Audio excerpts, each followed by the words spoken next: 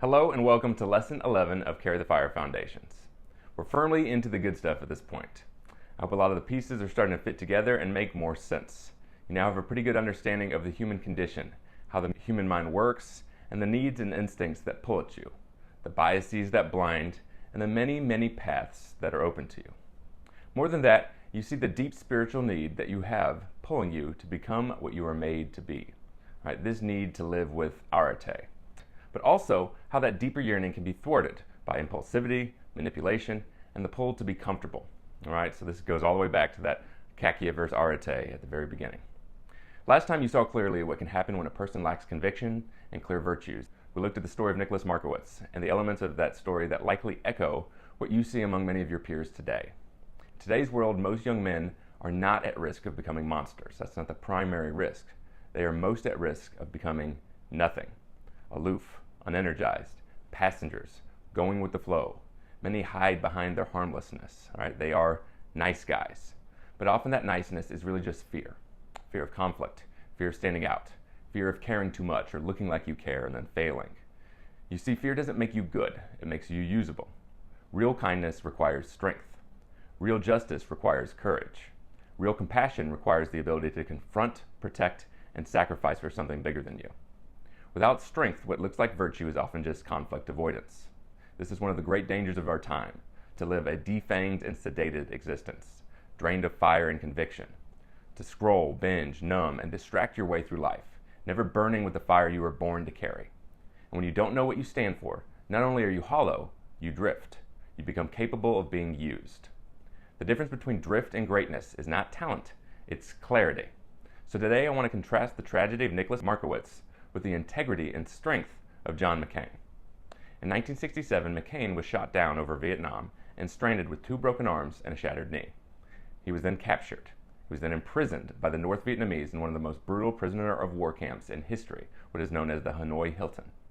Within a year of his capture, his father was promoted to commander of the U.S. Pacific Forces, and because of that, McCain was offered an early release. The North Vietnamese wanted the release of the high-ranking officer's son to show that elite prisoners received preferential treatment. Accepting his release would have spared McCain years of torture, but he refused. Later he explained this. He explained that going home early would have destroyed the morale of the men who had been captured before him. It would have proved the North Vietnamese right, showing that in the U.S. there were special privileges for the upper class. So McCain stayed. For the next 5 years he endured beatings, isolation, and unimaginable suffering. He spent 2 full years of his life in solitary confinement in a windowless 10 by 10 foot cell. Absorb that for a second. 2 full years alone in a small windowless cell. Your only human contact are your torturers and the taps of prisoners in adjacent cells. McCain knew what awaited him when he chose to stay, and he knew that he could avoid it all just by accepting the North Vietnamese's offer to send him home. How easy would it have been to rationalize to yourself that going home is the right choice? How easy would it be to conclude that you should go home? What point would it serve to put yourself through all that pain? Why do it? And couldn't you convince yourself that you'd earn it by going home? That by going home you could do something that really mattered? But McCain wasn't going to let himself off the hook that easily. It's tempting to write this off as superhuman courage, superhuman virtue, as if McCain was simply born with different stuff. But that explanation lets us avoid the lesson. McCain was able to make that choice because he had already decided what mattered. His values were not theoretical. They had been forged long before that moment. He knew what he stood for, what he lived for, and what he was willing to die for. He knew what his standards were. And because of that, the hardest option was also the clearest one. And that's the difference that clear ideals make. They don't eliminate hard choices. They tell you which hard choice is worth making. Some people sacrifice integrity for approval. Some sacrifice health for comfort. Some sacrifice growth for ease. Some truth for belonging. Ideals are simply the values you decide are worth the cost. And the proof of your values isn't what you say you believe. It's what you actually do. We're going to explore values in a lot more detail later. But for today, I want to slow down and look at what must come before any serious conversation about values. Before you decide what you value, you have to answer a deeper question. What kind of person are you trying to become? What standards do you want to live up to? What do you stand for? This kind of conversation feels a little out of place today, right? It can feel heavy, especially in our modern environment. It's not the sort of thing young adults talk about much, but it is absolutely essential because it aims our efforts. It gives us a target. If you don't have answers to these questions, what is all this for? All these things you've learned about, habits, discipline, and health. This program has given you skills to be more effective at any pursuit, skills to be better at getting what you want. But without clear ideals, that could just be making you more dangerous. Adolf Hitler was extremely disciplined. He was charismatic, hardworking, and an expert at understanding human nature. All right, that's why he was such an effective communicator. He was an undeniably successful and talented person, but all of that energy was focused towards the wrong targets. So we have to ask, what kind of person are you trying to become? What standards do you want to live up to? What do you stand for? Throughout most of human history, these questions would have been front and center in any upbringing. Every culture that has lasted took great pains to create a certain kind of person. They understood something that we've largely forgotten. You don't just educate people to give them knowledge and skills. It's not just career preparation. You form people. Back in 1930, the head of Stowe School, a prestigious English boys' school, claimed that his goal was to produce men who were acceptable at a dance and invaluable in a shipwreck. Likewise, the ancient Greeks understood education as paideia, an all-encompassing approach to teaching religion, politics, history, and literature, which aimed at shaping the character of a Greek citizen. We saw the same in our first reading on the Sioux, and we see it in all great cultures. The most important work of any great culture has been to create a certain kind of person. They clarified the character they needed, courage, discipline, loyalty, honor, self-control, and then they actively formed those traits in their young men, because every human being is capable of a wide range of behavior.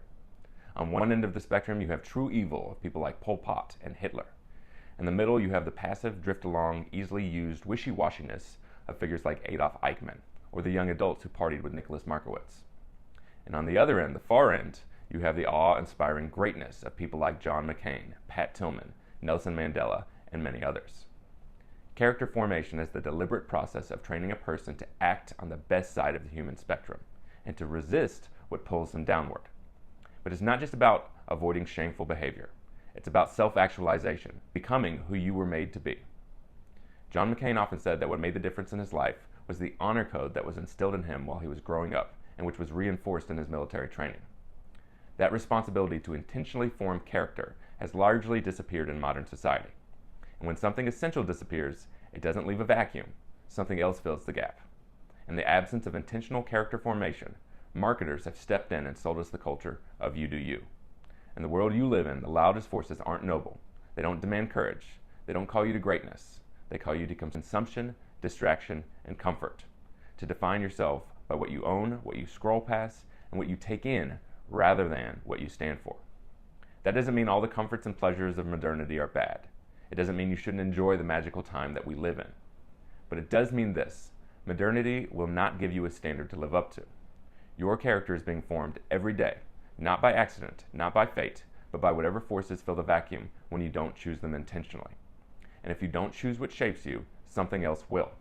If you don't choose a North Star, something larger, sturdier, and more demanding, your identity is going to be shaped by whatever is loudest, easiest, and most addictive. Like it or not, your character is being formed every single day. If you don't do it intentionally, other forces will do it for you. Then you will look in the mirror one day and you won't be satisfied with who you've become. You are a human.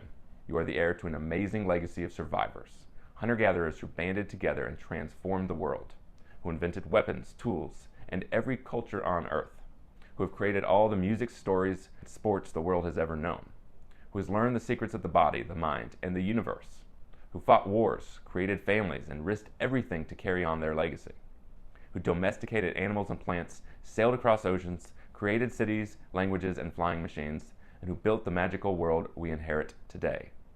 That amazing, passionate legacy precedes you, and yet the majority today are content to do nothing more than scroll between short videos. So the question becomes unavoidable. What standards should orient your life?